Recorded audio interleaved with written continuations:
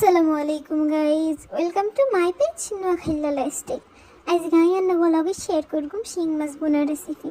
তো চলেন রেসিপি চলে যাই। ফার্স্টে আমরা তেলে কড়াইয়ে দিয়ে দিছি তেল, পেঁয়াজ কুচি, টমেটো কুচি, কাঁচামরিচ, তারপরে এনের মধ্যে লবণ দিয়ে দিছি। লবণ দিয়ে এটারে কিছুক্ষণ ভালো করে কষাই লইম। কষানোর পরে এনের মধ্যে দিয়ে দিছি গরম মশলা দেওয়ার পরে দিয়ে এটারে আরও কিছুক্ষণ ভালো করি ভাজিলোর পরে দিয়ে এর মধ্যে দিয়ে দিছি রসুন বাটা দেওয়ার পরে এর মধ্যে দিয়ে দিছি হলুদের গুঁড়া, মরিচের গুঁড়া দেওয়ার হালকা একটু পানি দিয়ে এটার একটু কষাইলো। এর মধ্যে আবার অ্যাড করছি মশলার গুঁড়া দিয়ে দেওয়ার পরে দিয়ে এটার আরও কিছুক্ষণ ভালো করে কষাই যান তেল উড়ে যাবে বোন। তখন আমরা এর মধ্যে অ্যাড করছি শিং মাছ।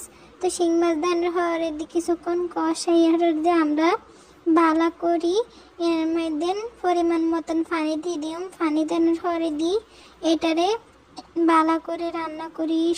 জলটা একটু মাখো হয়ে গেলে তখন আমরা এর মধ্যে অ্যাড করব ধনিয়া কুচি।